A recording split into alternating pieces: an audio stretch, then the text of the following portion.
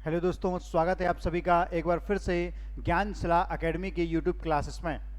मैं हूं सुलभ और मेरे साथ आप लोग पढ़ रहे थे MPPSC prelims unit 6 economics series. जी हाँ, जिसमें लास्ट क्लास में हमने पढ़ा था किसके बारे में?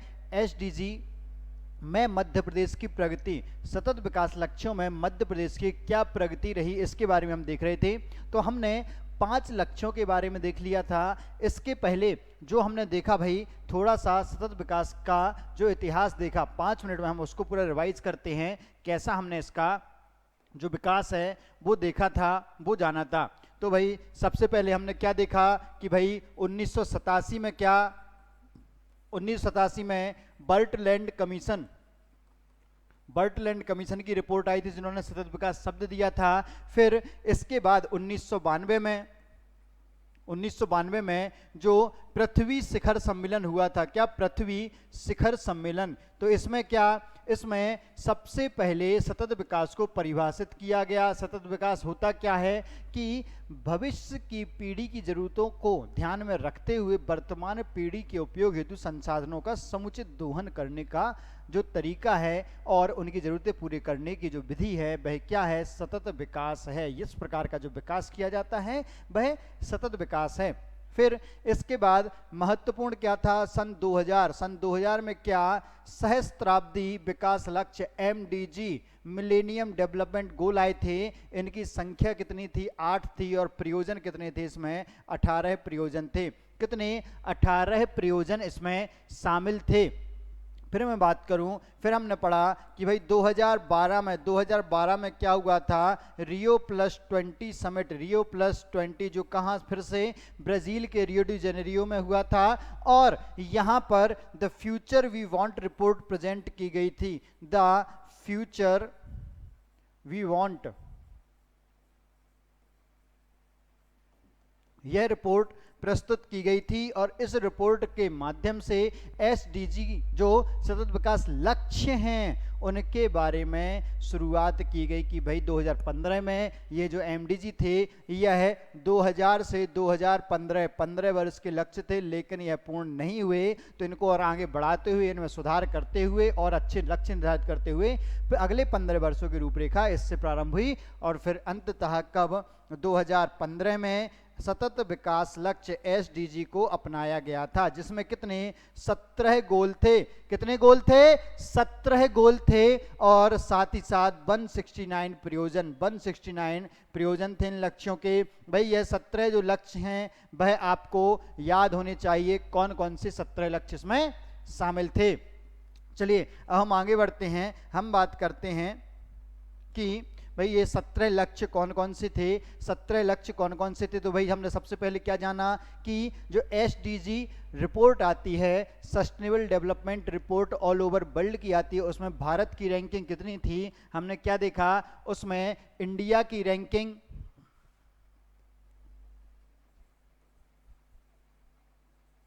इंडिया की रैंकिंग कितनी थी? 112 आउट ऑफ 166, इतना याद है। टोटल सदस्य 193 हैं, लेकिन इस रैंकिंग में शामिल देश कितने हैं?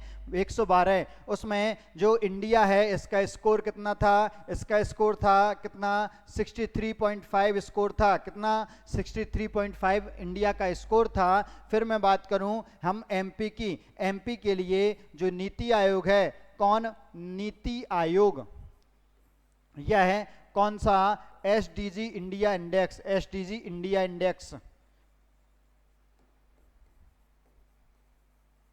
जारी करता है। अब एसडीजी इंडिया इंडेक्स में एमपी की जो ओवरऑल रैंकिंग है, एमपी की रैंकिंग कितनी थी? 17। किसको मिलाकर?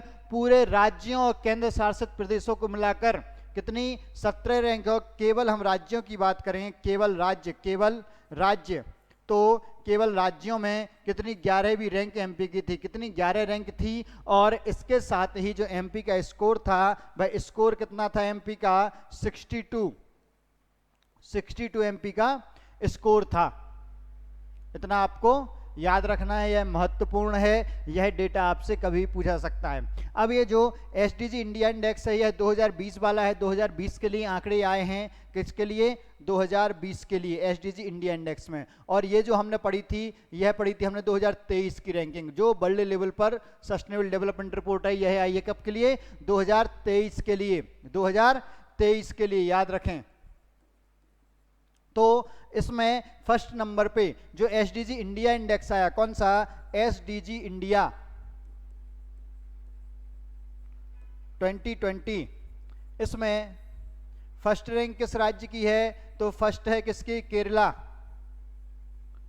केरल की फर्स्ट रैंक है। और एमपी की रैंक कितनी है, एमपी की राज्यों में 11 और ओवरऑल 17 है, याद रखें। और लास्ट नंबर पर कौन है, लास्ट नंबर पर कौन है, तो लास्ट है बिहार, बिहार लास्ट है। इतना डेटा आपको याद होना चाहिए, इससे कोई भी क्वेश्चन आपसे पूछा जा सकता है। तो चलिए अब आगे बढ़ते हैं कि और जो चीजें हमने पढ़ी थी वो सारी जो थी वो क्या क्या थी। तो सबसे पहले आपने क्या देखा कि भाई मध्य प्रदेश में जो एसडीजी प्रोग्रेस रिपोर्ट जारी की गई, वह किसके द्वारा जारी की गई, तो वह रिपोर्ट जारी की गई है राज्य नीति एवं योजना आयोग, किसके द्वारा, राज्य नीति एवं योजना आयोग, जिसका वर्तमान में क्या हो गया है, मध्य प्रदेश राज्य नीति आयोग नाम हो गया है। किसके द्वारा जारी की गई, राज्य नीति आयोग के द्वारा। दिख रहा होगा आप लोगों को, किसके द्वारा, राज्य नीति आयोग के द्वारा यह रिपोर्ट जारी की गई।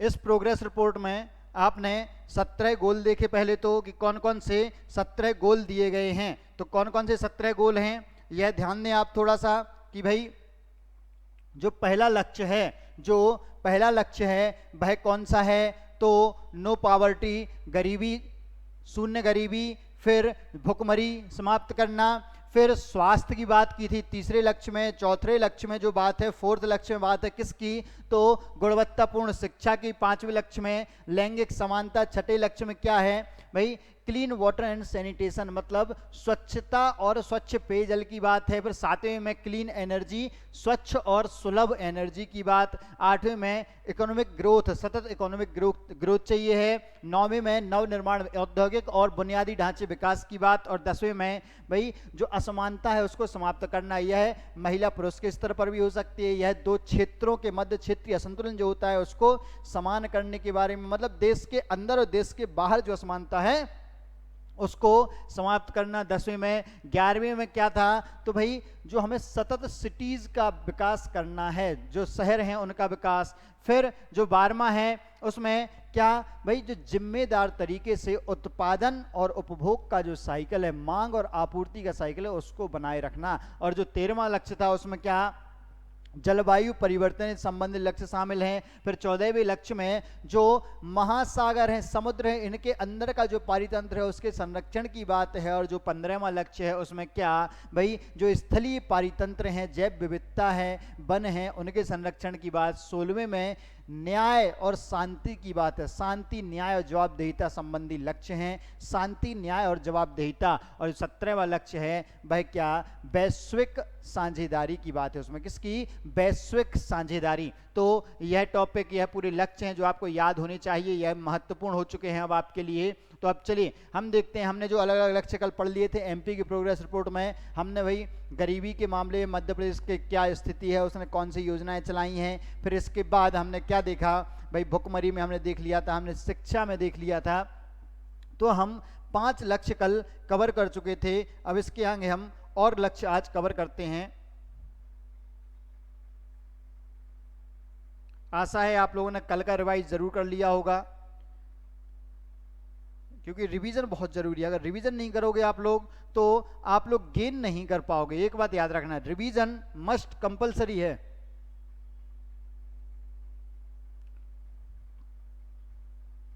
चलिए छठा लक्ष्य जो है, छठा लक्ष्य क्या है, क्लीन वाटर एंड सैनिटेशन, मतलब स्वच्छ जल और स्वच्छता की बात की गई, इसमें स्वच्छ पेयजल की भी बात होगी। इसको आप जोड़िए किससे, हर घर नल जल योजना किसके लिए चलाई जा रही है, ताकि घरों में नल कनेक्शन हो, नल के द्वारा पानी पहुंचाया जाए। भारत का एक लक्ष्य आप लोगों ने पढ़ा होगा क्या, कि भाई हमें 2024 तक प्रति व्यक्ति प्रतिदिन 55 लीटर पानी की उपलब्धता सुनिश्चित करनी है। कितनी, प्रति व्यक्ति प्रतिदिन 55 लीटर पानी की उपलब्धता सुनिश्चित करनी है। लक्ष्य लंबे समय से है।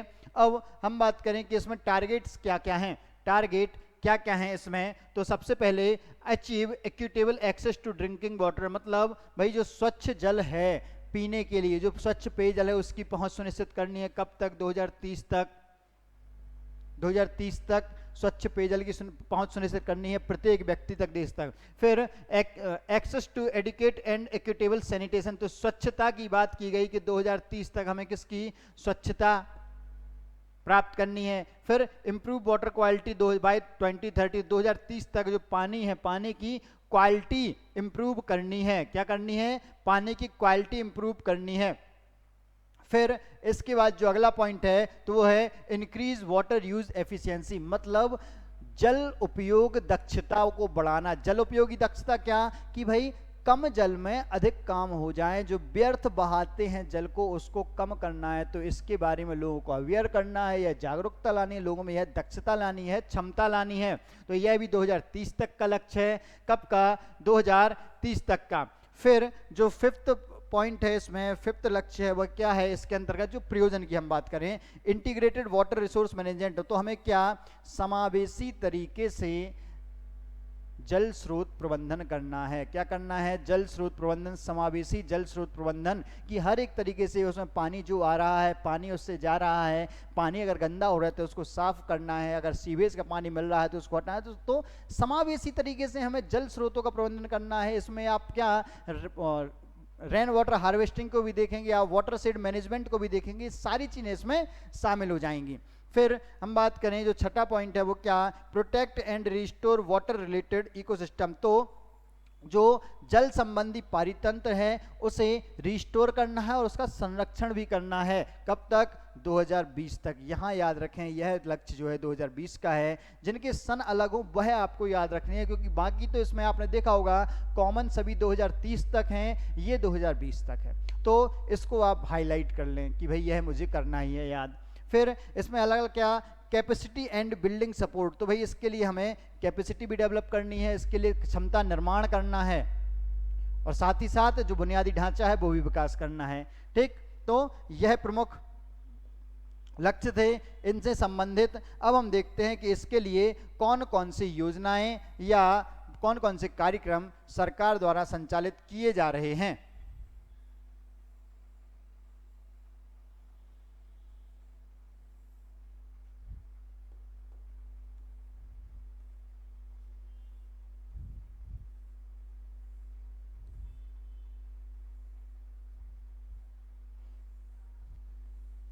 क्लीन वाटर में अब हम अचीवमेंट्स देखें कि क्या अचीवमेंट्स हैं इसके। अचीवमेंट्स जो इस रिपोर्ट में दिए गए हैं क्या, पहले तो इम्प्लीमेंटेशन ऑफ अटल भूजल योजना या अटल भूजल मिशन। तो जो अटल भूजल मिशन है उसको इम्प्लीमेंट किया है राज्य ने। अब इसमें क्या किया है कि मध्य प्रदेश अटल भूजल मिशन को इम्प्लीमेंट करने में थर्ड रैंक में है। कौन सी, थर्ड रैंक। इसमें क्या, composite water management index for the year 2018। तो इसके तहत जो कंपोजिट वाटर मैनेजमेंट इंडेक्स है 2018 का, उसमें मध्य प्रदेश की रैंक कितनी है, थर्ड। याद रखें, महत्वपूर्ण है। तो किसमें कि इम्प्लीमेंटेशन ऑफ अटल भूजल मिशन, तो अटल भूजल मिशन के क्रियान्वयन में क्या, मध्य प्रदेश थर्ड रैंक पर आया था। फिर वाटर सिक्योरिटी प्लान बनाया गया है इसके द्वारा, क्या, वाटर सिक्योरिटी प्लान, जिसमें क्या, MP has 100% prepared the community led water security plans. This incentivize the rollout of a standardized bottom up participatory ground water planning process। मतलब ग्राउंड वाटर से भी जोड़ रहे हैं इसको। और भाई वाटर सिक्योरिटी प्लानिंग, कैसे हम जल का संरक्षण करेंगे और उसका संवर्धन करेंगे, तो उसको इम्प्लीमेंट करना। 100% इम्प्लीमेंट कर चुका है मध्य प्रदेश, 100% इम्प्लीमेंट।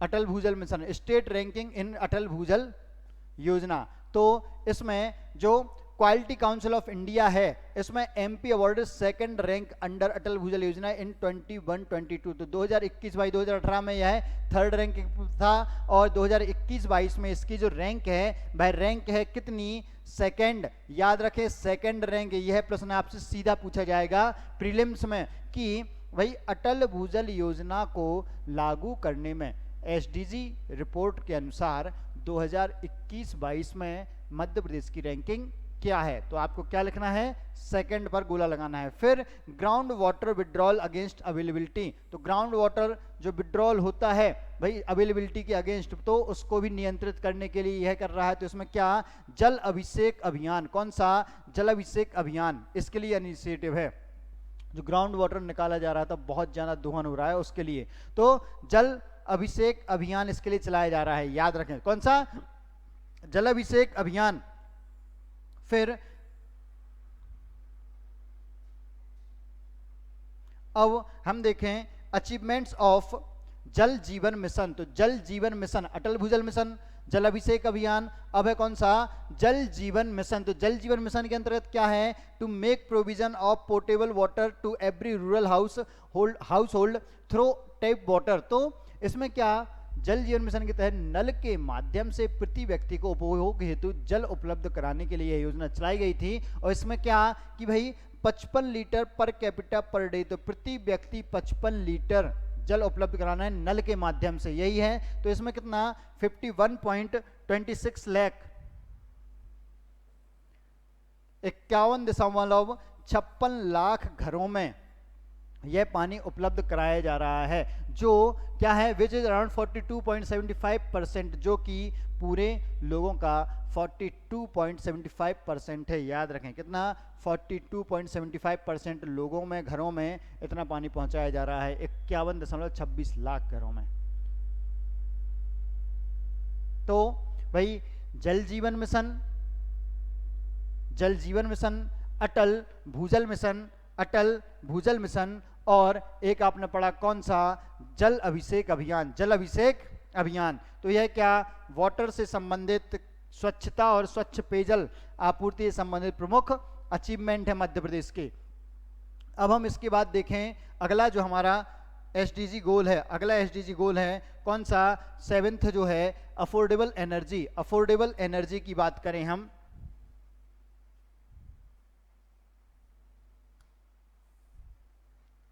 क्या हो रहा है भाई,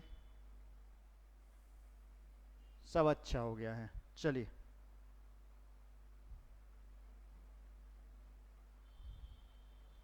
तो एसडीजी 7 अफोर्डेबल एनर्जी मतलब सस्ती, सुलभ और स्वच्छ ऊर्जा की आपूर्ति की बात करें तो इसमें प्रमुख टारगेट क्या है, तो इसके प्रमुख टारगेट हैं, पहले तो universal access to affordable energy services, मतलब जो सुलभ ऊर्जा है उसकी उपलब्धता सुनिश्चित करना है 2030 तक। सबसे पहले क्या, अफोर्डेबल एनर्जी की उपलब्धता सुनिश्चित करना है, कब तक, 2030 तक। और उसके बाद sustainably increase in the share of renewable energy. साथ ही साथ इसमें क्या, जो रिन्यूएबल एनर्जी है, जो अक्षय ऊर्जा स्रोत या नवीकरणीय ऊर्जा स्रोत हैं, इसकी भागीदारी इसमें बढ़ाना है। सस्ती ऊर्जा जो उपलब्ध कराई जाती है, स्वच्छ ऊर्जा उपलब्ध कराई जा रही है 2030 तक, दोनों चीजें करनी है। इस रिलेटेड भारत के आपको लक्ष्य पता होंगे कि 2030 तक हमें रिन्यूएबल सोर्सेज से 500 गीगावाट एनर्जी प्रोड्यूस करनी है। कितने, 500 गीगावाट एनर्जी। तो भाई ये प्रमुख क्या हैं, इसके टारगेट हैं। अब हम देखें इसके अचीवमेंट्स क्या हैं, क्या अचीवमेंट्स इसमें क्या रहे मध्य प्रदेश के। तो अचीवमेंट्स देखें तो इसके प्रमुख अचीवमेंट क्या हैं भाई,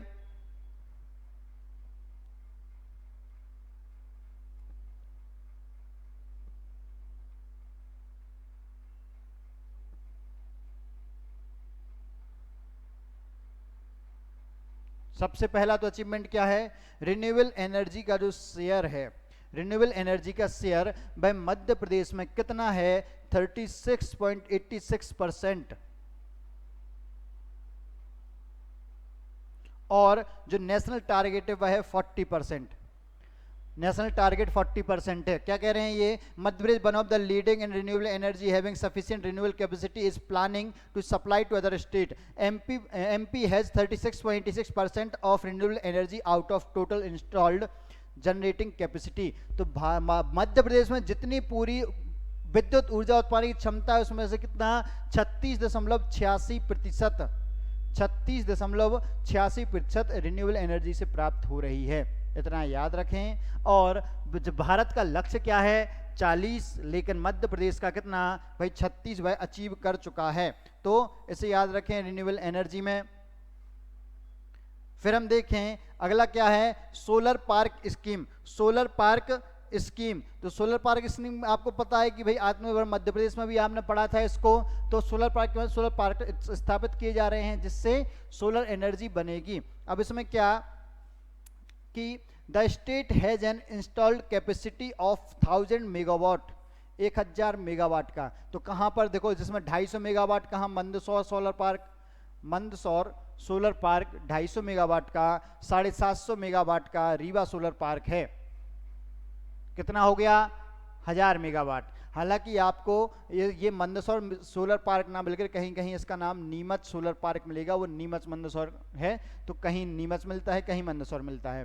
फिर बात आती है 1500 megawatt solar park are under development in Agar. अब देखो कहां पर 1500 मेगावाट के सोलर पार्क हैं, वो डेवलपमेंट स्टेज पर हैं। एक तो आगर में कितने 550 मेगावाट का, कहां पर आगर मालवा में 550 मेगावाट का, शाजापुर में 450 मेगावाट का हुआ 1000 मेगावाट, और नीमच में 500 मेगावाट का। तो ऐसा कितने 1500 मेगावाट हो गए। तो 1000 मेगावाट, 250 का मंदसौर में, 750 का रीवा में। फिर डेवलपमेंट फेज पर है तो कहां पर भाई 550 मेगावाट का आगर मालवा में है, और 450 मेगावाट का शाजापुर में, और 500 मेगावाट का नीमच में। इसके अलावा 600 मेगावाट का फ्लोटिंग पावर प्लांट कहां पर लग रहा है, ओमकारेश्वर में। कहां पर, ओमकारेश्वर डैम रिजर्वायर में, इसके बैक वाटर में लग रहा है। याद रखें इसको। तो कितना हो गया टोटल 1000 और 1500 कितना हुआ 2500, 2500 और 600 3100, कितना हो गया 3100 मेगावाट कैपेसिटी हो जाएगी मध्य प्रदेश की सोलर एनर्जी में।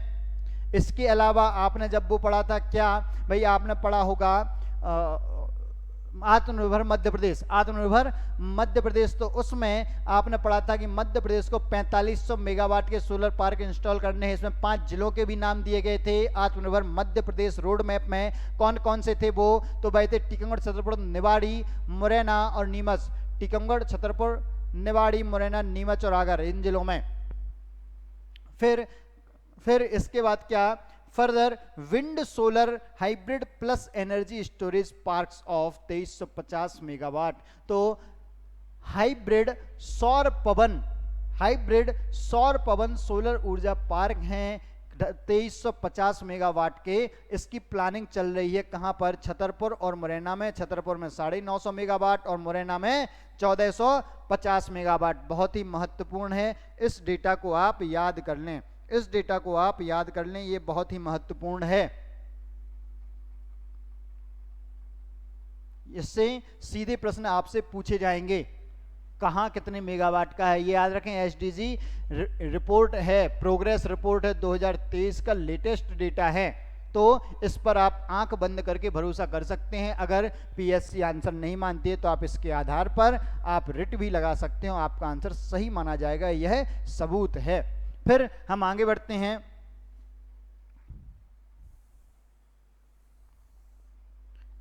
अब ये रिपोर्ट में क्या लिखते हैं कि भाई ओमकारेश्वर फ्लोटिंग जो तैरता हुआ सोलर पार्क है ओमकारेश्वर, उसके बारे में ये क्या कर रहे हैं कि world's largest floating solar project है और 600 मेगावाट इसकी कैपेसिटी है। कितनी है इसकी कैपेसिटी, 600 मेगावाट। इसके अलावा इन्होंने एक और सफलता हासिल की है, जो सांची है, सांची को सोलर सिटी बना दिया गया है। यह मध्य प्रदेश की पहली सोलर सिटी बनी है। Madhya Pradesh is developing Sanchi as a solar city. Solarisation of electrical feeders at Sanchi is being undertaken under Kusum scheme. किसके, कुसुम स्कीम के अंतर्गत। भाई कुसुम स्कीम किसके लिए थी, किसान ऊर्जा सुरक्षा उत्थान महाअभियान। किसानों को क्या, सौर ऊर्जा से संचालित होने वाले पंप उपलब्ध कराए जा रहे थे। तो क्या, कुसुम स्कीम के अंतर्गत in this regard 8 megawatt of capacity has been awarded which would be injected into discom substation in Sanchi. तो सांची में भाई इसके तहत क्या किया जा रहा है, वह सोलर एनर्जी डेवलप की जा रही है। साथ ही साथ लोग अपने घरों में भी सोलर एनर्जी के माध्यम से सारी सुविधाओं का उपभोग कर रहे हैं। तो यह प्रमुख अचीवमेंट है इसमें, किसमें, एनर्जी रिसोर्सेस में।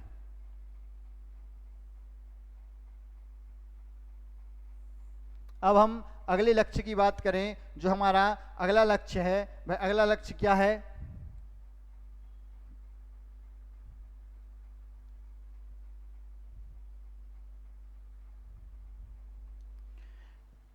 जो 8वां लक्ष्य है वह है decent work and economic growth. तो हमें भाई शानदार तरीके से हमें क्या करनी है, इकोनॉमिक ग्रोथ प्राप्त करनी है और रोजगार भी, सतत रोजगार, निरंतर रोजगार और निरंतर या सतत आर्थिक विकास, ऐसी स्थिति को प्राप्त करना है जिसमें क्या हो, सतत आर्थिक विकास हो। इसके प्रमुख टारगेट क्या हैं, अगर मैं प्रमुख टारगेट की बात करूं इसमें, तो इसके प्रमुख टारगेट हैं annual growth rate of GDP. तो जीडीपी की जो एनुअल ग्रोथ रेट है वह कांस्टेंट प्राइसेस पर होनी चाहिए। कांस्टेंट मतलब कि ऐसा ना हो कि भाई ग्रोथ रेट आज 10 है और कल आप जाओ तो महीने भर बाद वह 6 पे पहुंच जाए, ऐसा नहीं। अगर 7 से चल रहा है 7 के 7.25 हो जाए, 6.25 हो जाए, ऐसा ना हो कि 6 हो जाए या 10 हो जाए। तो कांस्टेंट तरीके से बढ़ेंगे तो निरंतर विकास होगा, निरंतर वृद्धि होगी, निरंतर रोजगार के अवसर भी प्राप्त होंगे। तो क्या निरंतर तरीके से प्राप्त करना है फिर, और इसमें क्या एटलीस्ट 7% जीडीपी ग्रोथ रेट चाहिए, GDP growth rate per year कितनी, एटलीस्ट 7। फिर इसके बाद क्या बात की गई, higher levels of economic productivity. तो जो इकोनॉमिक प्रोडक्टिविटी है उसकी क्या, हायर लेवल्स मतलब गुणवत्ता भी अच्छी होनी चाहिए। साथ ही साथ उन्होंने बात की कि प्रमोट डेवलपमेंट ओरिएंटेड पॉलिसीज। तो विकास आधारित जो नीतियां हैं उनका निर्माण करना है, जो विकास आधारित नीतियां हैं उनका विकास करना है। फिर उसमें और क्या करेंगे ये, तो decouple economic growth from environmental degradation. मतलब इकोनॉमिक ग्रोथ तो हो रही है लेकिन हमें उसके साथ साथ क्या, पर्यावरणीय जो इकोनॉमिक ग्रोथ हो रही है उसके साथ जो पर्यावरण को नुकसान हो रहा है उसको कम करना है। हमें इससे क्या अलग करना है कि जो आर्थिक विकास हो उससे पर्यावरण नुकसान ना हो, जो आर्थिक विकास हो उसके साथ पर्यावरण का भी उत्थान हो, इससे हमें आगे लेकर जाना है। फिर बात आती है जो 5th पॉइंट है, productive employment and decent work for all women and men. मतलब सभी के लिए उत्पादक कार्य प्राप्त हो, महिलाओं के लिए भी और पुरुषों के लिए सम्मानीय कार्य प्राप्त हो, आवश्यक रोजगार मिले। ये फिर प्रोटेक्ट लेबर राइट्स, जो मजदूर या मजदूरी अधिकार हैं या लेबर लॉ है उसके अंदर लेबर्स के जो अधिकार हैं, श्रमिक अधिकार हैं, उनका संरक्षण करना है। फिर global strategy for youth employment by 2020। तो वैश्विक स्तर पर युवाओं को रोजगार उपलब्ध कराने के लिए एक पॉलिसी का निर्माण करना है। क्या करना है, वैश्विक स्तर पर युवाओं को रोजगार उपलब्ध कराने के लिए एक वैश्विक पॉलिसी 2020 तक डेवलप करनी है। कब तक डेवलप करनी है, 2020 तक। फिर हम बात करें इसमें मध्य प्रदेश के प्रमुख अचीवमेंट्स क्या हैं, मध्य प्रदेश के प्रमुख अचीवमेंट्स।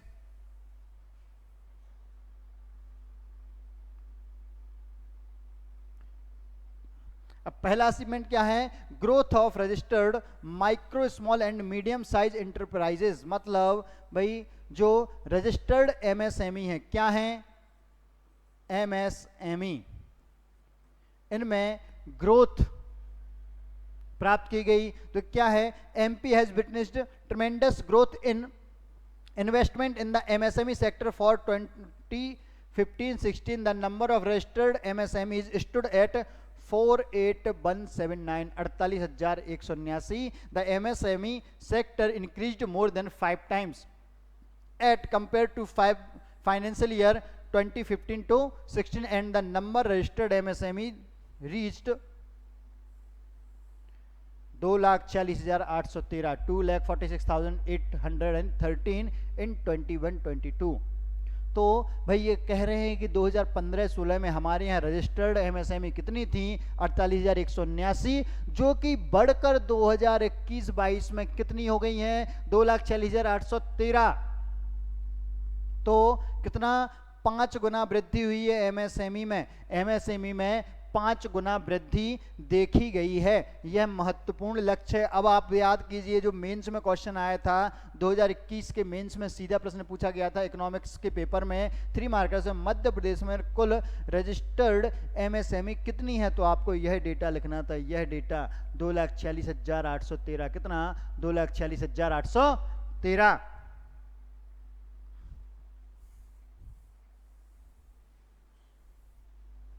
चलिए आगे बात करें। Number of startups recognize under startup India. तो स्टार्टअप इंडिया के अंतर्गत जो स्टार्टअप रजिस्टर्ड किए गए हैं उनके मामले में क्या अचीवमेंट है? तो उनके मामले में क्या अचीवमेंट है कि under the startup policy and implementation scheme the number of startups registered stood 350 in financial 2015-16। मतलब 2015 में स्टार्टअप इंडिया के तहत जो इतने स्टार्टअप रजिस्टर्ड किए गए थे वह कितने थे? 350। कितने? 350। वहीं फाइनेंशियल ईयर 21-22 में इससे 5 गुना ज्यादा स्टार्टअप शुरू हुए हैं।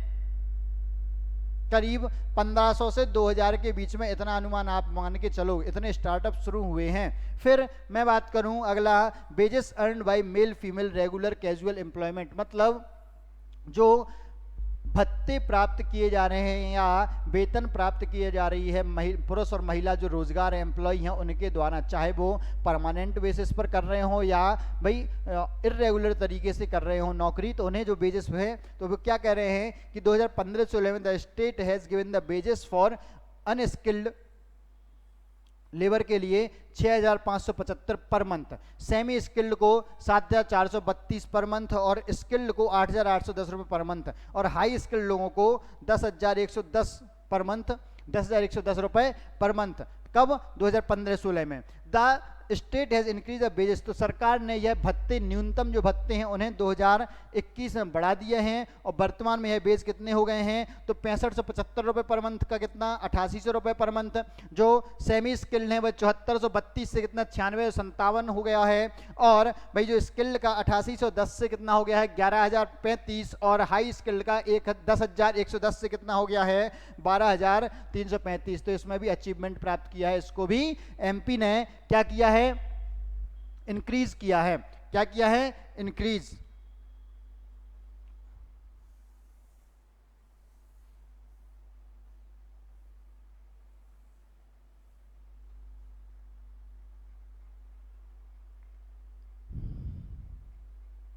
अब हम बात करें अगले लक्ष्य की। जो हमारा अगला लक्ष्य है भाई क्या है? हमारा अगला लक्ष्य है इंडस्ट्री में इनोवेशन से लेकर इंडस्ट्रीज में इनोवेशन लाने संबंधित है, और साथ ही साथ इंडस्ट्री और इंफ्रास्ट्रक्चर जो SDG 9 है उसमें बुनियादी ढांचा, बुनियादी संरचना की बात की गई। अब इसमें हम बात करें तो प्रमुख टारगेट, भाई पहले तो अफोर्डेबल इक्विटेबल एक्सेस होना चाहिए सभी के पास क्या हो? सस्ती सुलभ पहुंच हो। फिर promote inclusive and sustainable industrialisation. तो इसमें जो समावेशी तरीके से और सतत तरीके से उद्योगों का विकास करना है, समावेशी और सतत उद्योगों का विकास करना है।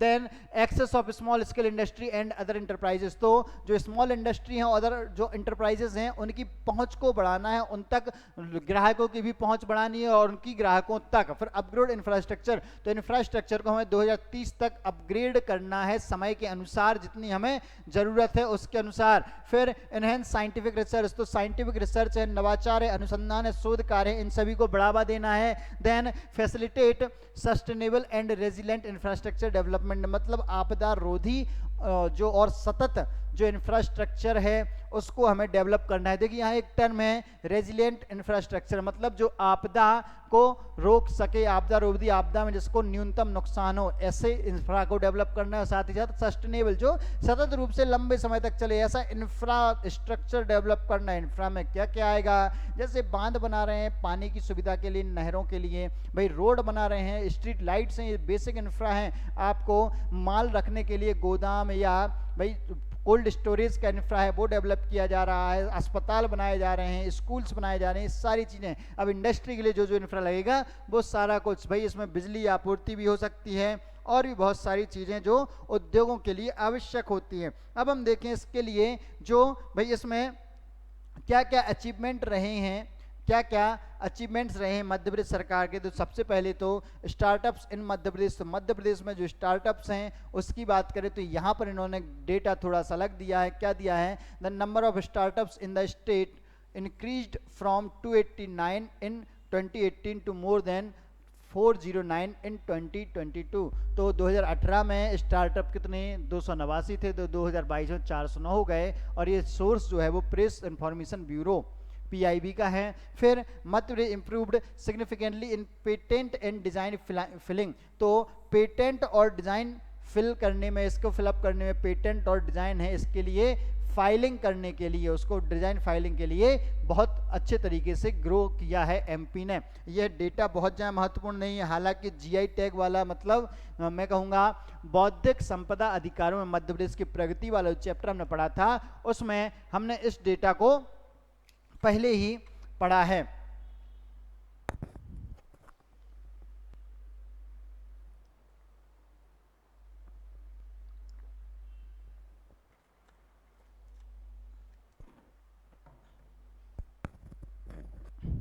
अब मैं बात करूं MP significantly improve design filing, design filing तो इसमें भी इम्प्रूवमेंट किया है। इसका डेटा हमें याद नहीं करना है, डिजाइन फाइलिंग का कैसा क्या डेटा है। फिर इसके अलावा total student enrolment in PhD and post graduation courses, तो इनमें भी इंक्रीमेंट हुआ है और इनका परसेंटेज लगातार बढ़ रहा है।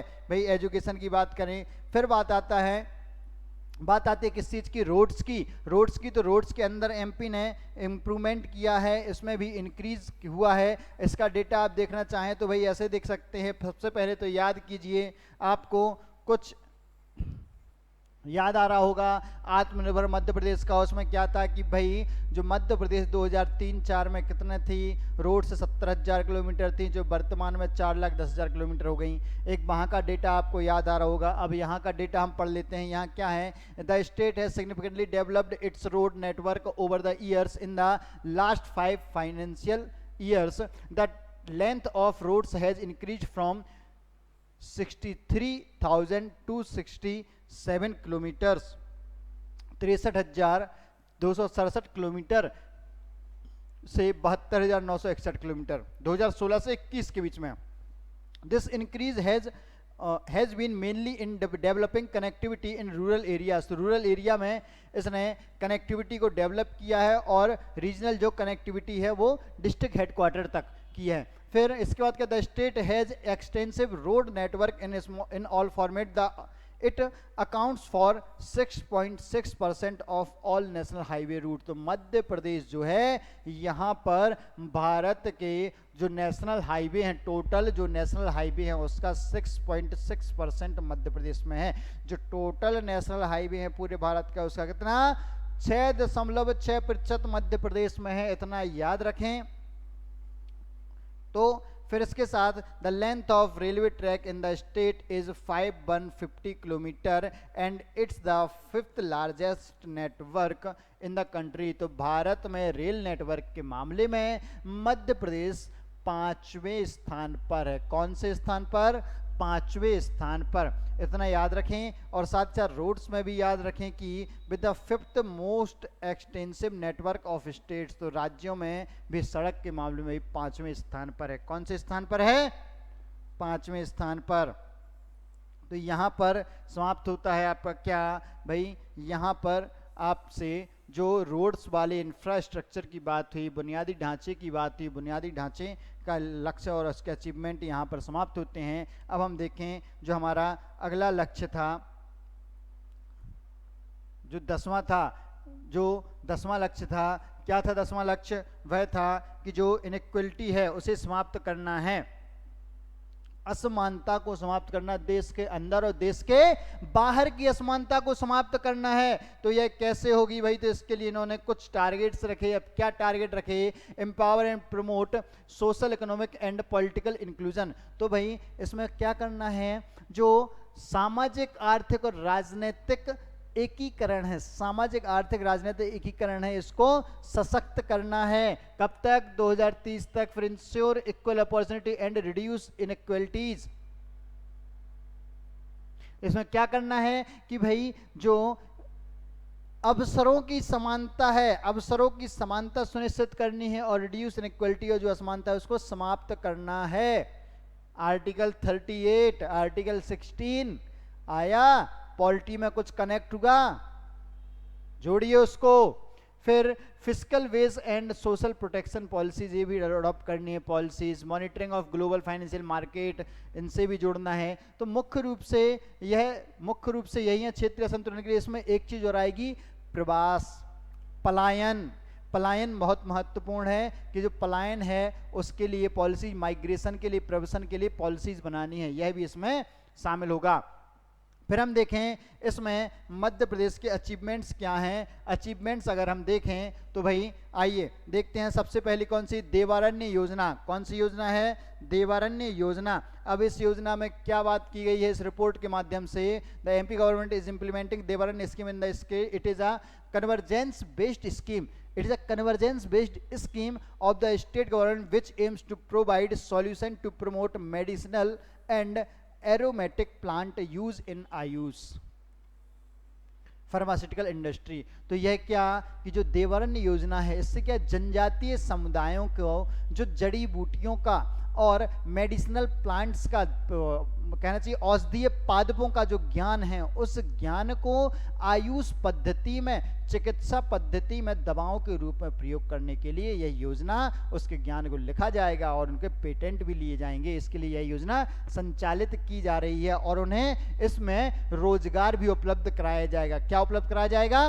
रोजगार उपलब्ध कराया जाएगा। फिर मैं बात करूं strengthen the self help group. तो जो सेल्फ हेल्प ग्रुप हैं, एसएचसी, इन्हें क्या करना है, इनको सशक्त किया जा रहा है। इसमें क्या कर रहे हैं भाई, 43,47,000 महिलाएं। कितनी, 43,47,000 महिलाएं किसके माध्यम से, 3,87,000 वुमेन सेल्फ हेल्प ग्रुप्स। तो इसके लिए 43,47,000 जो महिलाएं हैं भाई, कितने, 3,87,785 सेल्फ हेल्प ग्रुप से जुड़ी हुई हैं और इनके माध्यम से रोजगार भी मिल रहा है। और SHGs have received bank loan of 3,935 crore और सेल्फ हेल्प ग्रुप्स को बैंकों के माध्यम से 3,935 करोड़ का क्या मिला है, लोन भी दिया गया है। तो वित्तीय समावेशन भी हो रहा है। यहाँ पर क्या हो रहा है, वित्तीय समावेशन। तो यह मुख्य डेटा है जो आप याद रखें। फिर इसके अलावा इन्होंने क्या बात की, 18,03,000 self help group member families are supported for agriculture and livestock based livelihood activities and. तो इसमें क्या, 18,03,000 जो सेल्फ हेल्प ग्रुप के सदस्य हैं, उनकी फैमिलीज हैं और उन्हें कृषि के लिए और लिव स्टॉक में पशुपालन वगैरह है, इनके लिए इन्हें क्या प्रमोट किया जा रहा है।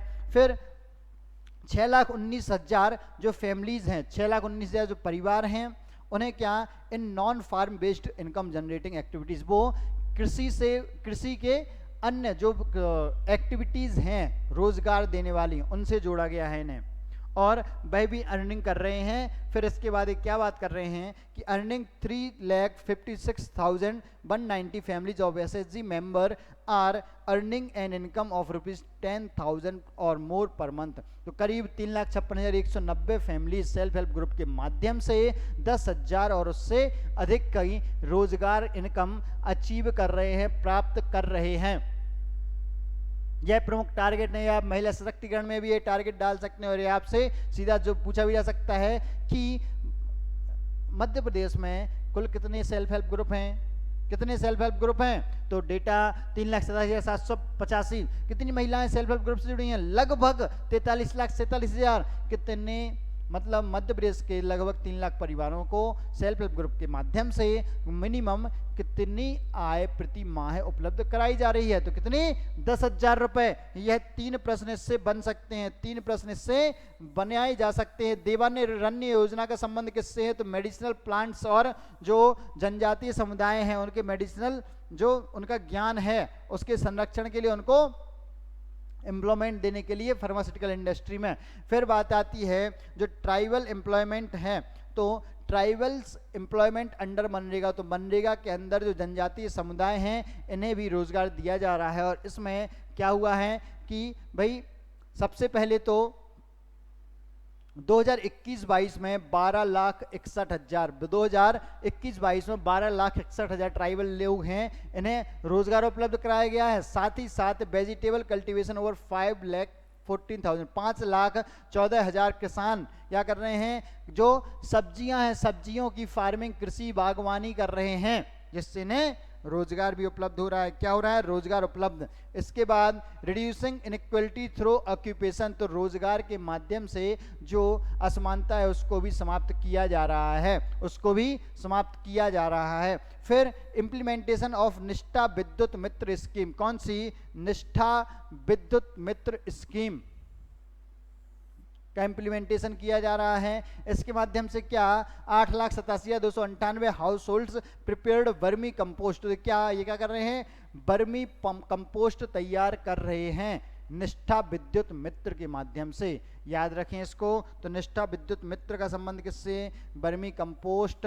और इसी में एक और बात की इन्होंने, क्या, टू प्रमोट ऑर्गेनिक फार्मिंग को प्रमोट करने के लिए वर्मी कंपोस्ट बनाई जा रही है। अंडर द निष्ठा विद्युत मित्र स्कीम 1457 वुमेन, मतलब 1457 महिलाएं आर वर्किंग एज निष्ठा विद्युत मित्र, तो करीब 1457 कर लो, लगभग 1500 महिलाएं विद्युत कैसे निष्ठा विद्युत मित्र के रूप में कार्य कर रही हैं, to collect revenue from electricity bills and issue new connections, तो इससे क्या नए इलेक्ट्रिसिटी कनेक्शन भी मिलेंगे इन्हें, और जो इसमें सब्सिडी है वह भी इन्हें प्राप्त होगी बिल्स में। अब हम बात करें अगले लक्ष्य की, तो यह लक्ष्य कौन सा था, यह था हमारा समानता के लिए, क्या, वैश्विक समानता। अब जो SDG 11 की बात करें हम, किसकी, SDG 11, तो SDG 11 किससे संबंधित है, SDG 11 संबंधित है सस्टेनेबल सिटीज एंड कम्युनिटीज, तो सतत शहर और मानव बस्तियों का विकास। क्या करना है, सतत शहर और मानव बस्तियों का विकास। आप लोगों को पढ़ाते पढ़ाते खड़े खड़े कंधों में तो दर्द होने लगता है, ये बात तो माननी पड़ेगी, लेकिन भाई अपन डटे रहेंगे, जुड़े रहेंगे, लड़ते रहेंगे। चलिए, तो इसमें प्रमुख टारगेट क्या हैं, किसमें भाई, make cities and human settlement inclusive, safe, resilient and sustainable, तो इसमें सबसे पहले बात की गई भाई, क्या बात की गई, ensure access safe and affordable housing, तो हमें सुरक्षित, स्वच्छ और सुलभ सस्ते घरों की पहुंच सुनिश्चित करनी है 2030 तक। Ensure access safe and sustainable transport, तो भाई यहां पर सुरक्षित और सुलभ, सुलभ मतलब जो लोगों को आसानी से प्राप्त हो और उस वो उनकी पहुंच में हो, तो वो उपलब्ध कराना है ट्रांसपोर्ट। फिर enhance inclusive and sustainable urbanisation, तो समावेशी तरीके से हमें शहरों का विकास करना है, सतत विकास करना है, सतत नगरीकरण करना है। Protect the world's culture and natural heritage, तो जो वर्ल्ड के कल्चरल और नेचुरल हेरिटेज हैं, प्राकृतिक और सांस्कृतिक विरासत स्थल हैं, उनको संरक्षित करना है, उनको संरक्षित करना है। फिर access to safe, inclusive and accessible green and public spaces, तो भाई हमें यहाँ सेफ और समावेशी तरीके से हरित और पब्लिक क्षेत्र, लोक जो स्थान हैं उनको भी संरक्षण करना है, वहाँ पर लोगों की पहुँच भी सुनिश्चित करना है। Reduce the environment impact of cities, तो शहरों का जो पर्यावरण पर नकारात्मक प्रभाव पड़ रहा है उसको कम करना है, उसको न्यूनतम करना है। यह प्रमुख इसके टारगेट हैं। अब हम देखें इसके प्रमुख अचीवमेंट्स क्या हैं, तो प्रमुख अचीवमेंट्स की बात करें अगर हम इसमें, तो इसमें प्रमुख अचीवमेंट्स हैं जो हमारे वह हैं allocation in housing for all scheme, तो हाउसिंग फॉर ऑल कौन सी स्कीम थी, पीएम आवास योजना, पीएम आवास योजना, सबका साथ सबका विकास का जिसमें टारगेट दिया गया था, तो इसमें जो पीएम आवास है ऑन द थीम ऑफ सबका साथ सबका विकास, मतलब सबका साथ सबका विकास के ध्येय वाक्य के साथ Madhya Pradesh has been allocate 1500 crore for housing for all Yojana. भाई हाउसिंग फॉर ऑल, सबके लिए आवास योजना के तहत 1500 करोड़ रुपए जनरेट किए हैं। और to ensure access for all the adequate safe and affordable housing and basic services, तो अफोर्डेबल हाउस उपलब्ध कराने के लिए कौन सी, भाई पीएम आवास योजना के तहत या हाउसिंग फॉर ऑल स्कीम के तहत कितने 1500 करोड़ रुपए दिए हैं। फिर यहाँ पर उसी के बारे में अभी आगे की बात है कि अफोर्डेबल हाउसिंग की बात की जाए, PMAU मतलब पीएम आवास योजना अर्बन शहरी, पीएम आवास योजना प्रधानमंत्री आवास योजना शहरी के अंतर्गत the state has recorded 97% achievement. 90 जो इतना लक्ष्य रखा उसका 97% अचीव किया। कब? 2021-22 में, 2021-22 में। और 85% ऑफ स्लम्स और EWS economic weaker section house hold was covered through affordable housing इन 2020।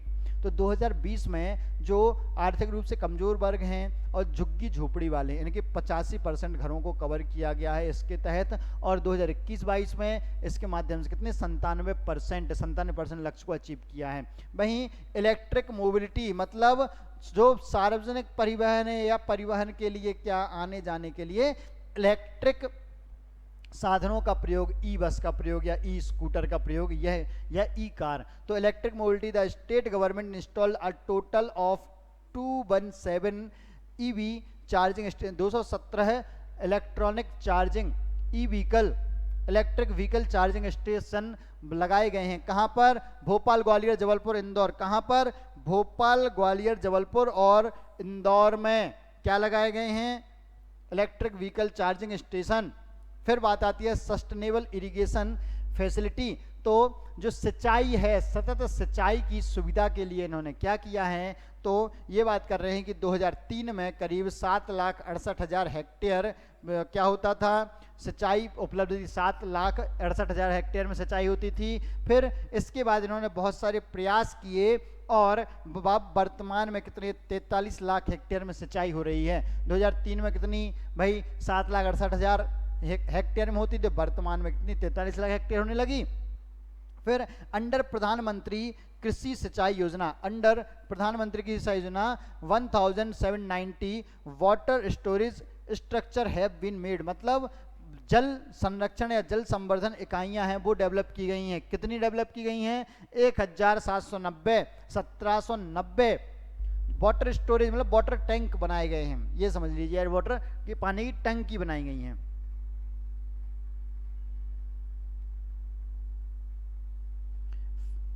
फिर बात करें क्लीन स्टेट के लिए क्या किया है इन्होंने? राज्य को स्वच्छ बनाने के लिए बहुत ही जल्दी ये टॉपिक आपका समाप्त हो जाएगा। बड़ा टॉपिक है, मैं आपको सीधा रिपोर्ट से ही पढ़ा रहा हूं ताकि सारी चीज़ें आपको ये समझ भी आए और कवर भी हो जाए, इसलिए थोड़ा सा आपको आधे घंटे का टाइम जाने लगेगा। लेकिन आप इस तरीके से याद कर लोगे, इस तरीके से आपको यह टॉपिक समझ आ जाएगा कि आपका कॉन्सेप्ट क्लियर हो जाएगा, आपको कोई दिक्कत नहीं जाएगी इसमें। तो भाई आधे घंटे का सब्र रखें आप, आधा घंटा ही एक्स्ट्रा लगे इसमें। फिर क्लीनेस्ट स्टेट, तो भाई मध्य प्रदेश सबसे क्लीन राज्य के रूप में भी अभी वर्तमान में उभर रहा है। तो इसमें क्या? Madhya Pradesh has emerge as the cleanest state मतलब सबसे स्वच्छ शहर के रूप से in the category of more than 1 W urban local bodies. Madhya Pradesh में 1000 से ज्यादा क्या हैं? अर्बन बॉडीज हैं। उनमें मध्य प्रदेश क्या है? क्लीनेस्ट सिटी है। इन द लेटेस्ट स्वच्छ सर्वेक्षण ranking 2022 state has receive 16 national award. इसके अलावा आप क्या लिख सकते हैं? लगातार 7 बार किसमें? स्वच्छ भारत अभियान में फर्स्ट पर कौन है? इंदौर है। सबसे स्वच्छ राजधानी का अवार्ड किसको मिला है? भोपाल को मिला है। सबसे स्वच्छ राजधानी का रिपोर्ट किसको? अवार्ड किसको? भोपाल को। फिर स्मार्ट सिटी मिशन की हम बात करें तो स्मार्ट सिटी मिशन के अंतर्गत कौन कौन सा? इंदौर, भोपाल, ग्वालियर, जबलपुर, सागर, सतना और उज्जैन, ये 7 सिटी हैं। इन्हें क्या उसके आधार पर स्मार्ट सिटी में डेवलप किया जाना था। और UADD of government of MP reported has as per smart city proposal of cities कितनी 814 project including SCM grant fund PPP and convergence category है बिन प्लान मतलब 814 प्रोजेक्ट हैं मैं संचालित किए जा रहे हैं इन 7 शहरों में। कितने? 814 प्लान। ये हुए इसके प्रमुख अचीवमेंट। हम देखें हमारा जो अगला लक्ष्य था 12वां लक्ष्य हम देखें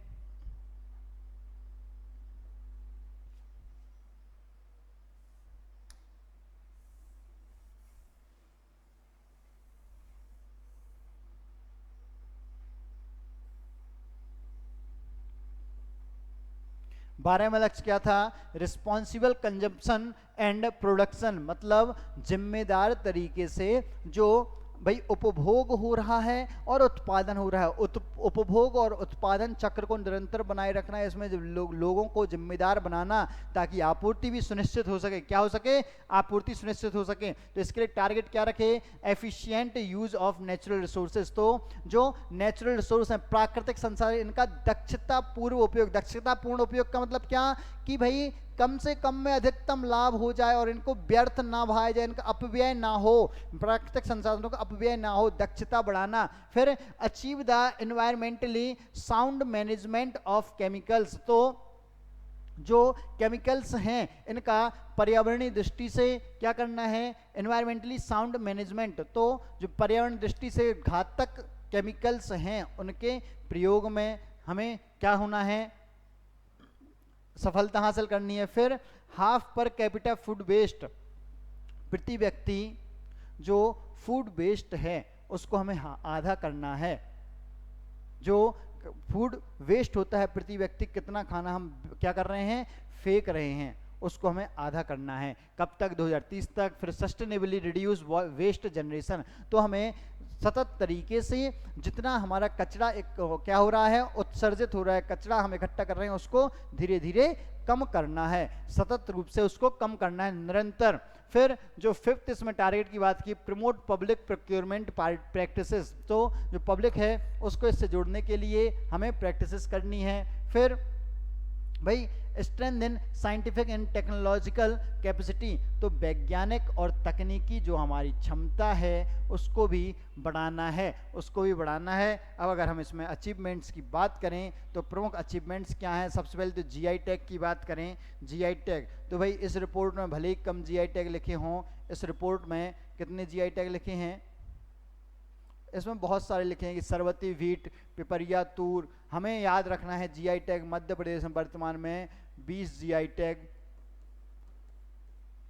दिए जा चुके हैं। लेटेस्ट कौन सा है? रियावन लहसुन रतलाम, जो फरवरी 2024 में प्राप्त हुआ है। कब? फरवरी 2024 में। फिर इसके बाद मैं बात करूं, मुख्यमंत्री राशन आपके द्वार योजना, महत्वपूर्ण योजना है। इसके माध्यम से क्या भाई जनजातीय क्षेत्रों में होम डिलीवरी हो रही है राशन की। क्या हो रहा है? राशन की होम डिलीवरी की जा रही है।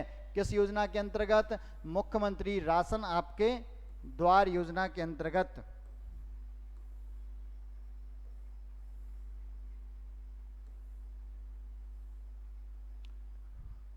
इसके अंतर क्या हो रहा है भाई? जो जनजातीय क्षेत्र हैं वहां पर होम डिलीवरी राशन की जा रही है। फिर रबी एंड खरीफ प्रोक्योरमेंट, तो रबी और खरीफ की फसल है तो इसको सुरक्षा भी दी जा रही है और एमएसपी पर इसको दोनों को खरीदा जा रहा है। फिर मुख्यमंत्री कृषक फसल उपार्जन सहायता योजना, जो कृषक फसल उपार्जन सहायता योजना, इसका संबंध किससे है? इसका संबंध भी एमएसपी से है। किससे?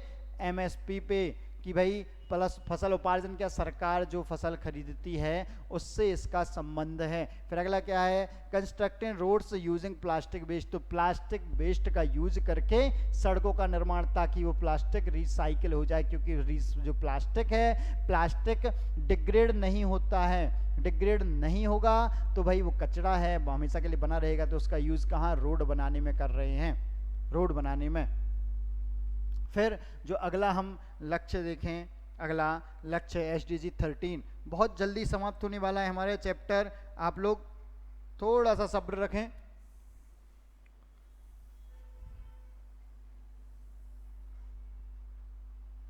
जो एसडीजी 13 है वो क्या है? जलवायु परिवर्तन से संबंधित। किससे? जलवायु परिवर्तन से संबंधित है। अब इसमें क्या? Strengthen resilience and adaptive capacity to climate, तो हमें क्या करना है भाई? जो जलवायु है, जलवायु के अनुकूल हमें जो इंफ्रा है वो डेवलप करना है और जो उसको नुकसान पहुंचाए ऐसे इंफ्रा को खत्म करना है। फिर integrate climate change, integrate climate change, तो जलवायु परिवर्तन है इसको एकीकृत करना है, इसको नियंत्रित करना है। क्लाइमेट चेंज मिटिगेशन, तो क्लाइमेट चेंज का, जलवायु परिवर्तन का जलवायु परिवर्तन का समन भी करना है। इसके लिए अलग अलग तरीके से भाई कैसे करेंगे, शिक्षा दो, लोगों को जागरूक करो और अलग अलग ह्यूमन एक्टिविटीज करो, फिर इम्प्लीमेंट द कमिटमेंट। तो लोगों में जो दृढ़ता है, जो उन्होंने कहा भाई पूरा करना, अपने कमिटमेंट को पूरा करने की बात भी इसमें होनी चाहिए। क्या होनी चाहिए? अपने कमिटमेंट को पूरा करने की बात। Then climate change related planning and management. तो जलवायु परिवर्तन है उससे संबंधित हमें प्लानिंग नियोजन भी करना है और साथ ही साथ मैनेजमेंट, इसका प्रबंधन भी करना है। यह है प्रमुख बिंदु हैं इससे रिलेटेड। फिर हम देखें इसमें जो मध्य प्रदेश है, मध्य प्रदेश के अचीवमेंट्स क्या हैं, प्रमुख अचीवमेंट क्लाइमेट एक्शन के लिए, जलवायु परिवर्तन नियंत्रण के लिए क्या है। तो भाई सबसे पहले तो Rewa ultra mega solar project, अभी यार हमने पढ़ा था 750 मेगावाट का। फिर हम सोलर पार्क प्रोजेक्ट की बात करें तो यह आपने देखा था 1500 मेगावाट कैपेसिटी के 3 सोलर पार्क, कहाँ पर? आगर शाजापुर में, नीमच में, और एक और कहाँ पर था? आगर शाजापुर नीमच, ये 3 जगह। फिर हमने एक चीज और पढ़ी थी, क्या पढ़ी थी इसमें कि भाई आपने आत्मनिर्भर मध्य प्रदेश में 4500 मेगावाट की बात पढ़ी थी। इसके अलावा ओमकारेश्वर में 600 मेगावाट का सोलर पार्क। फिर Omkareshwar floating solar park 600 megawatt का है, जो विश्व का सबसे बड़ा सोलर पार्क है। मध्य प्रदेश सरकार इसे सबसे बड़ा मान रही है, हालांकि अगर हम प्रैक्टिकली देखें तो यह सबसे बड़ा नहीं है, लेकिन मध्य प्रदेश सरकार ने हर एक डॉक्यूमेंट में इसको क्या, जो ओमकारेश्वर सोलर पार्क है उसे सबसे बड़ा फ्लोटिंग सोलर पार्क बताया है। तो अगर प्रश्न आ जाए तो आप इसको ऐसा कर सकते हैं, और यह इससे संबंधित प्रश्न पूछा भी जा चुका है पुराने एमपीपीएससी प्रीलिम्स में। फिर बात आती है Madhya Pradesh accounts for 40% of India total organic agriculture production. तो जो जैविक कृषि है, जैविक उत्पाद हैं, उसमें पूरे भारत में उसमें मध्य प्रदेश 40% योगदान देता है। State climate zones are considered best for organic cotton. हमारे यहाँ जो क्लाइमेटिक जोन है, मतलब जलवायु प्रदेश है, कृषि जलवायु प्रदेश, वह है क्या? जैविक कपास और माइनर मिलेट, जो मिलेट मतलब बाजरा या मोटे अनाज हैं, और भाई ऑर्गेनिक सोयाबीन, जो जैविक सोयाबीन है उसके लिए, और मसाले जैसे मिर्ची, लहसुन और अदरक, धनिया, इनके लिए बहुत अच्छा सूटेबल स्थान है। तो यहाँ भी अचीवमेंट है इसके। फिर इसके लिए कौन सा अंकुर प्रोग्राम चलाया जा रहा है, कौन सा अंकुर प्रोग्राम? फिर सोलर रूफटॉप प्रोजेक्ट है और सांची को सोलर सिटी बनाया गया है। तो 3 प्रोजेक्ट हैं, अंकुर प्रोग्राम है, सोलर रूफटॉप प्रोजेक्ट्स हैं, और सांची को सोलर सिटी के रूप में डेवलप किया जा रहा है। किस रूप में? सोलर सिटी के रूप में सांची को डेवलप किया जा रहा है।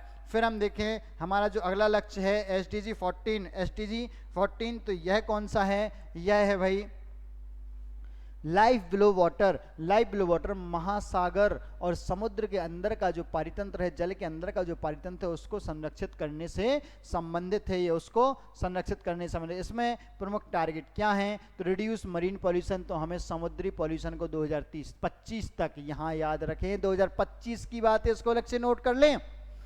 फिर इम्प्लीमेंट साइंस बेस्ड मैनेजमेंट, तो साइंस बेस्ड मैनेजमेंट प्लान, विज्ञान आधारित प्रबंधन जो हमें नियोजन है, योजना है, वो तैयार करनी है। कब तक? 2020 तक इसकी योजनाएं 2020 की हैं। World trade organization fisheries subsidies negotiation, तो जो WTO है वह मत्स्य उद्योग है, उससे संबंधित सब्सिडीज हैं, उससे संबंधित नेगोशिएशन किए जाएंगे 2020 तक। कब तक?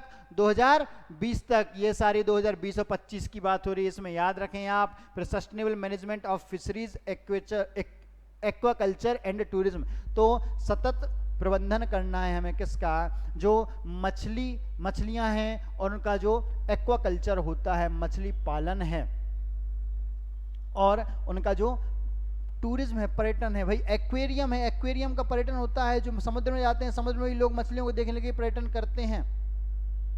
तो उसको 2030 तक हमें सतत मैनेजमेंट करना है। फिर हम बात करें इसके लिए प्रमुख जो अचीवमेंट है मध्य प्रदेश के।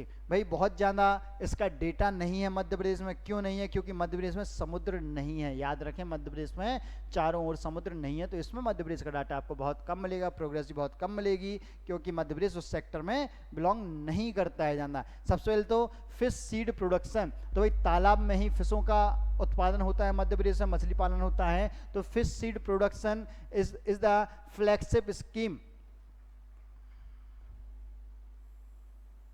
फ्लैगशिप स्कीम है कौन सी?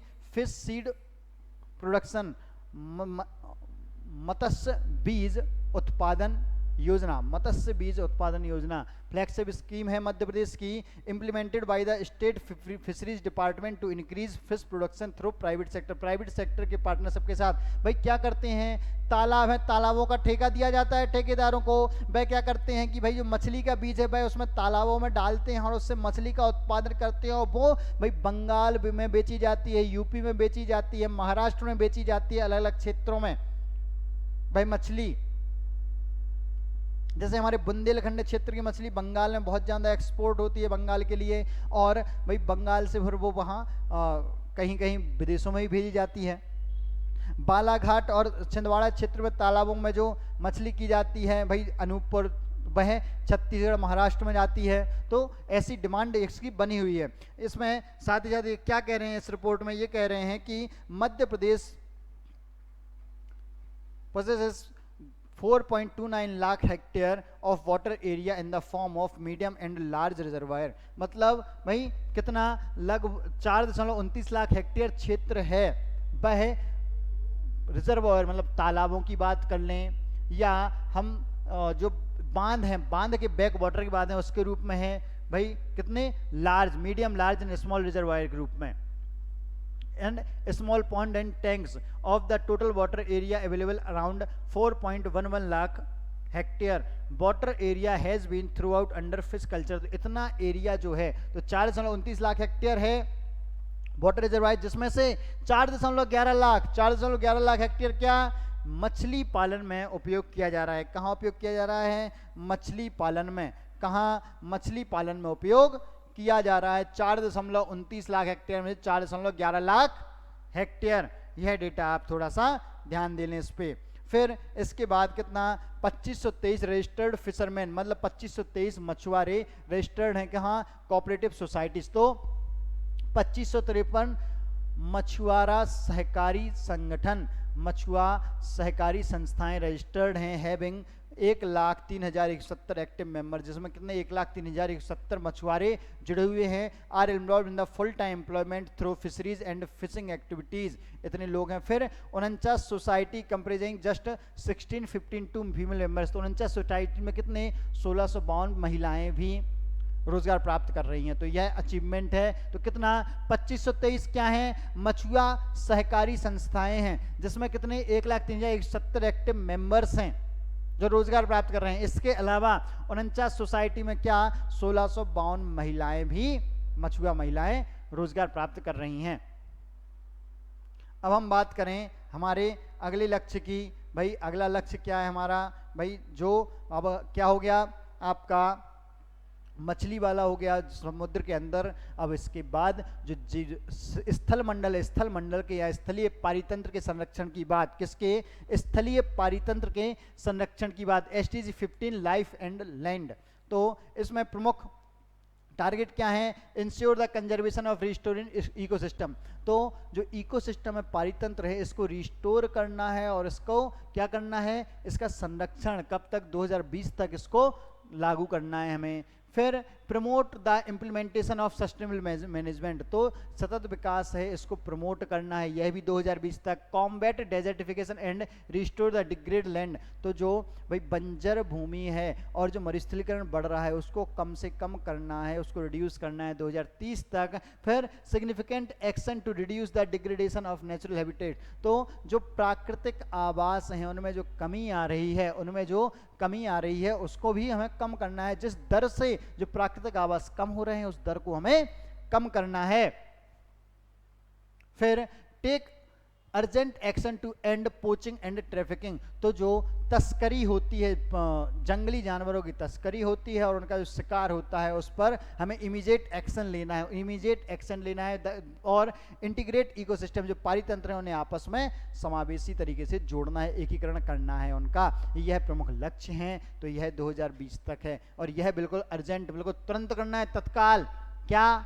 शिकार पर प्रतिबंध, पाबंदी लगानी है शिकार पर। फिर हम देखें इसमें मध्य प्रदेश के प्रमुख अचीवमेंट क्या हैं। मध्य प्रदेश के प्रमुख अचीवमेंट की बात करें इस क्षेत्र में, तो सबसे पहले तो largest forest cover in the country, तो भारत में सबसे ज़्यादा फॉरेस्ट कवर है भारत के कुल 11% फॉरेस्ट कहाँ है? मध्य प्रदेश में।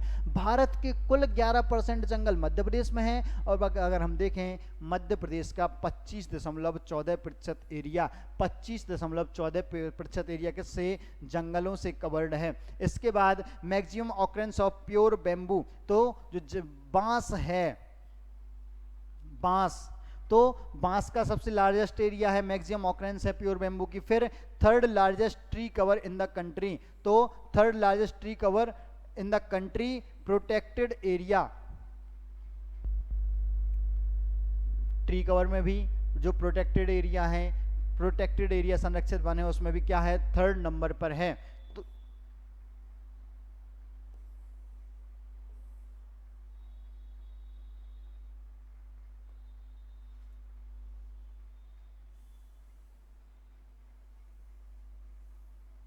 फिर टाइगर स्टेट की बात करें, मध्य प्रदेश को टाइगर स्टेट का दर्जा प्राप्त है। टाइगर स्टेट का कितने? 785 टाइगर हैं। कितने? 785 tiger. Madhya Pradesh known as tiger state. MP has 20% of India's tiger population and 10% of world tiger. विश्व के 10% बाघ मध्य प्रदेश में है और भारत के 20% बाघ मध्य प्रदेश में 785 टाइगर स्टेट का दर्जा प्राप्त है। फिर फॉरेस्ट इकोसिस्टम की बात करें तो the state has 9 national park, तो कितने नेशनल पार्क हैं? 9। और 25 वाइल्ड लाइफ सेंचुरी, वन्य जीव अभ्यारण्य कितने हैं? 25। और 6 क्या हैं? 6 टाइगर रिजर्व हैं। और 22 इको टूरिज्म डेस्टिनेशंस हैं। 42 जो हैं वो इको टूरिज्म डेस्टिनेशन है मध्य प्रदेश में। इसके बाद जो बांधवगढ़ नेशनल पार्क है, बांधवगढ़ नेशनल पार्क है, वह भारत में सबसे ज़्यादा बाघ घनत्व वाला क्षेत्र है। क्या है? भारत में सबसे ज़्यादा बाघ घनत्व वाला क्षेत्र है।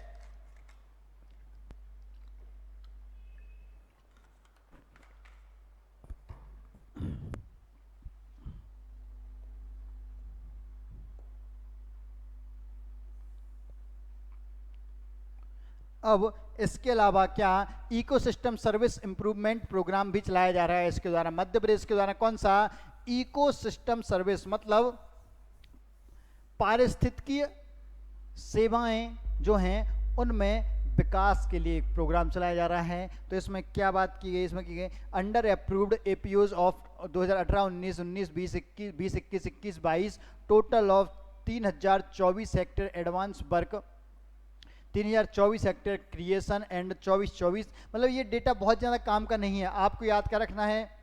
A total of 9,45,463 plant of native species ecologically suitable were planted. Native species स्थानिक प्रजातियां जो हैं यहाँ की, उनके कितने? करीब 9 लाख पेड़ हैं, वह यहाँ सुरक्षित किए गए, लगाए गए। फिर जो इन्वायरमेंटल अवेयरनेस प्रोग्राम चलाया जा रहा है, क्या इन्वायरमेंटल अवेयरमेंट प्रोग्राम, जैसे क्या अनुभूति कार्यक्रम नाम दिया गया है। क्या अनुभूति कार्यक्रम? यह आप याद रखें, यह महत्वपूर्ण है। अनुभूति कार्यक्रम का संबंध किससे है? पर्यावरणीय संरक्षण से। अनुभूति कार्यक्रम। अब हम देखें जो लास्ट एसडीजी है 16 नंबर का, भाई लास्ट वैसा लास्ट नहीं है, लेकिन भाई मध्य प्रदेश की प्रोग्रेस होगी। तो जो 17वें नंबर का है, जो 17वें नंबर का है, क्या विश्व में शांति बनाए रखना या विश्व की वैश्विक साझेदारी भारत करेगा, मध्य प्रदेश नहीं। याद रखिए, इसलिए 17वें लक्ष्य की बात इस रिपोर्ट में नहीं की गई होगी। यह है आखिरी जो हम देखें तो इसमें क्या बात की गई है इन्होंने, भाई जो 16वां लक्ष्य था वो क्या था? शांति, न्याय और जवाबदेही तंत्र की बात, न्याय की बात किस एसडीजी में है? तो 16वें नंबर के एसडीजी में न्याय और शांति बनाए रखने की बात है, न्याय और शांति। अब हम इसके टारगेट की बात करें, इसमें कौन कौन से टारगेट रखे गए हैं। तो आवाज आ रही है ना? आवाज तो नहीं जा रही है बीच बीच में, ठीक है। तो इसमें क्या? Reduce the all form of violence, तो सभी प्रकार का जो वायलेंस है, हिंसा, उसको समाप्त करना है। फिर equal access to justice for all, तो सभी को समान न्याय की तक पहुंच करना, सार्वभौमिक न्याय तक सभी की पहुंच सुनिश्चित करना है। फिर क्या करना है? Develop effective accountable and transparent institutions. तो ये शायद नीचे का दिखना रहा होगा आप लोगों को, मैं यह ऊपर कर देता हूं।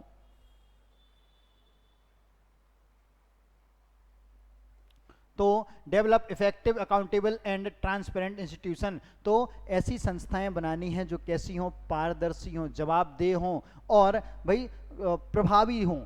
प्रभावी, जवाबदेही और पारदर्शी संस्थाओं को विकास करना है। फिर inclusive, participatory and representative decision making, तो हमें समावेशी तरीके से, सबकी सहभागी तरीके से न्याय निर्णय या डिसीजन मेकिंग कैसे होनी चाहिए, सभी का जिसमें सहयोग हो, सभी के उसमें विचार शामिल हों, ऐसी डिसीजन मेकिंग करनी है। फिर provide legal identity for all, सभी को क्या लीगल आइडेंटिटी, कानूनी पहचान प्रदान करना, सभी को कानूनी पहचान प्रदान करना है। हम इसमें अचीवमेंट्स की बात करें कि मध्य प्रदेश के अचीवमेंट्स क्या रहे, इसमें मध्य प्रदेश के अचीवमेंट्स की बात करें न्याय और जवाबदेहिता के लिए,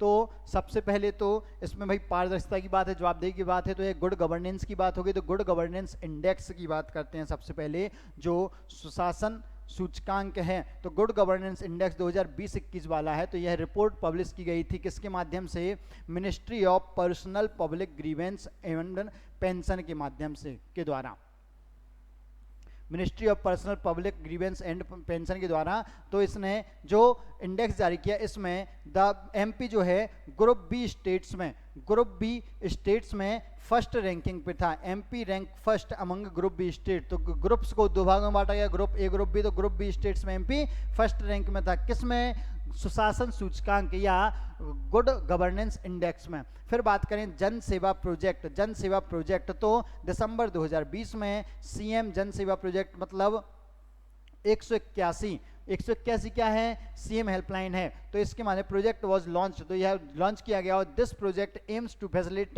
फैसिलिटेट और provide online services, domicile certificate, इनके माध्यम से क्या, ऑनलाइन माध्यम से सारी सुविधाएं उपलब्ध कराई जा रही हैं। जैसे निवास प्रमाण पत्र बनाना हो, खसरा प्राप्त करना हो, किसी को अपनी ज़मीन का खसरा खतौनी और नक्शा प्राप्त करना हो किसी भी आम नागरिक को, तो उसके लिए यह योजना है। तो यह संचालित की गई और इसको संचालित करने में मध्य प्रदेश सफल रहा। फिर डायल 100